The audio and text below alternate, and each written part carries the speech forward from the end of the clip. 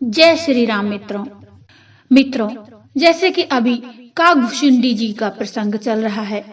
पिछले भाग में आप सभी ने पढ़ा और सुना कि काकभुशुंडी जी को प्रभु श्री राम पर संशय हो गया कि वो भगवान हैं या नहीं, क्योंकि अवधपुरी में अकाल पड़ गया था। मित्रों, यदि आपने वो कथा नहीं सुनी है तो चैनल पर जाकर उस कथा का अनुसरण करिए। ये उस प्रसंग का भाग 2 है। काकभुशुंडी जी गरुड़ जी से कह रहे हैं, जब एक समय मैं भगवान शिव जी के मंदिर में बैठकर शिव जी के नाम का जाप कर रहा था, ध्यानस्थ था, तभी वहां गुरु जी का आगमन हुआ। मेरे हृदय में अभिमान भरा था। मैंने उठकर गुरु जी को प्रणाम नहीं किया। एक बार हर मंदिर जपत रही हूँ शिव नाम, गुरु आयु अभिमान तय, उठ नहीं कीन प्रणाम। मेरी दृष्टि में गुरु जी का कोई महत्व नहीं था, केवल दिखावा था।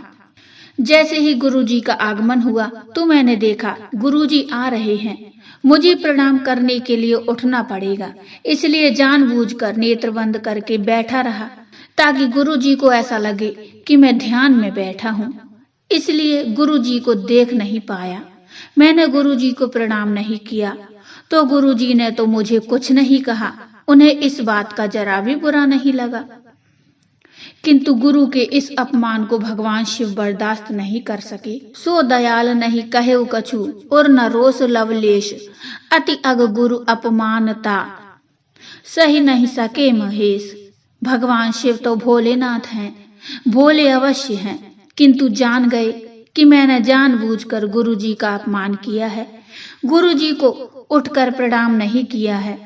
मंदिर में आकाशवाणी हुई, मंदिर मांझ भई नभबानी, रे हत भाग्य अज्ञ अभिमानी। अरे पापी, तेरे गुरु को क्रोध नहीं आया, क्योंकि उन्हें यथार्थ ज्ञान है। गुरु जी के आगमन पर तू जानबूझकर अपने नेत्र बंद करके अजगर की भांति बैठा रहा, गुरु जी का सम्मान नहीं किया, गुरु जी को प्रणाम नहीं किया। तुझे श्राप मिलना आवश्यक है। यदि तुझे श्राप नहीं मिलेगा तो गुरु शिष्य की यह परंपरा ही नष्ट हो जाएगी, शास्त्रों की मर्यादा मिट जाएगी। जो नहीं दंड करो खल तोरा, भ्रष्ट होई श्रुति मार्ग मोरा। इसलिए मैं तुझे श्राप देता हूँ। तू अजगर की भांति बैठा रहा, इसलिए 1000 जन्म तू सर्प की योनि को धारण करेगा। बैठी रहे सी अजगर इव पापी, सर्व होई कल मल मति व्यापी। आकाशवाणी सुनकर गुरुदेव ने हाहाकार किया। मुझे कांपता हुआ देखकर गुरु जी के मन में बड़ा संताप हुआ। हाहाकार कीन गुरु, दारुण शिव सुनि शाप। गुरुदेव बड़े दयालु थे, उन्होंने मुझे हृदय से लगा लिया। मेरी भयंकर गति का विचार करके गुरुदेव भगवान शिव से दोनों हाथ जोड़कर प्रार्थना करने लगे। करि दंडवत सप्रेम द्विज, शिव सम्मुख कर जोरी। गुरुदेव के द्वारा भगवान शिव की स्तुति रामचरितमानस के उत्तरकांड में पृष्ठ संख्या 995 पर है।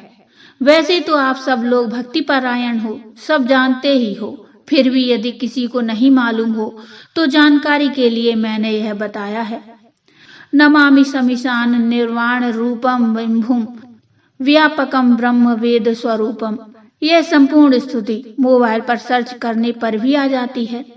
भगवान शिव जी के मंदिरों में इस स्तुति का प्रतिदिन पाठ किया जाता है। गुरुदेव की इस प्रार्थना पर भगवान शिव प्रसन्न हुए।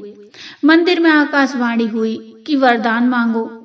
ब्राह्मण ने कहा, हे प्रभु, यदि आप मुझ पर प्रसन्न हो तो अपने चरणों की भक्ति दीजिए। फिर दूसरा वरदान मैं यह मांगता हूँ कि अज्ञानी जीव आपकी माया के वश होकर निरंतर भूला रहता है। कृपा करके इस बालक को जो आपने श्राप दिया है उसे इससे मुक्त कीजिए। ब्राह्मण देवता की बातें सुनकर फिर आकाशवाणी हुई कि इसने भयानक पाप किया है और मैंने भी इसे क्रोध में आकर श्राप दिया है।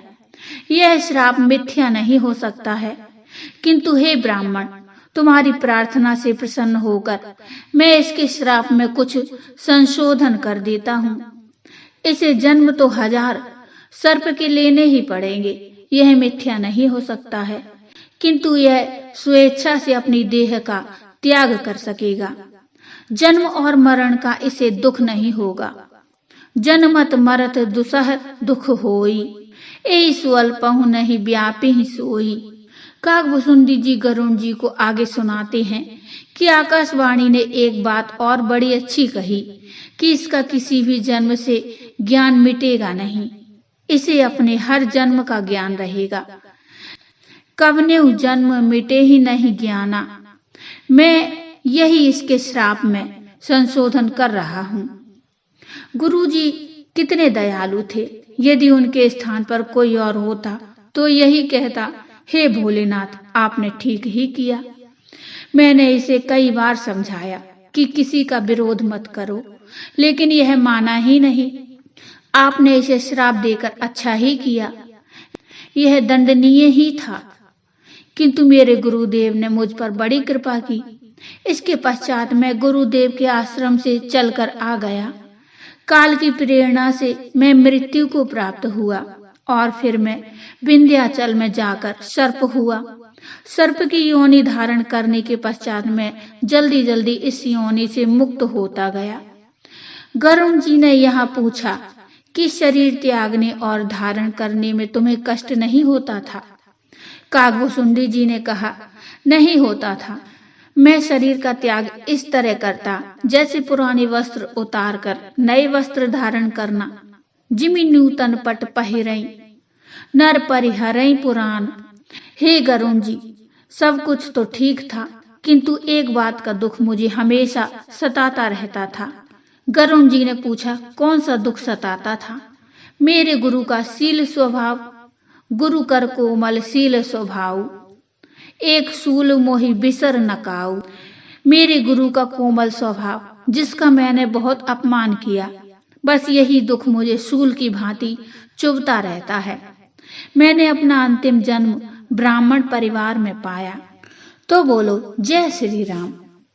मित्रों, यदि आप इससे आगे का भी प्रसंग सुनना चाहते हैं तो मुझे कमेंट में जरूर बताइए, जिससे मुझे ये संतुष्टि होगी कि प्रसंग आपको पसंद आ रहा है, अच्छा लग रहा है। और कमेंट में जय श्री राम, जय हनुमान जी अवश्य लिखिए। कथा अच्छी लग रही हो तो लाइक करिए और चैनल को सब्सक्राइब कर लीजिए। मिलते हैं एक नई कथा को लेकर, तब तक के लिए जय श्री राम।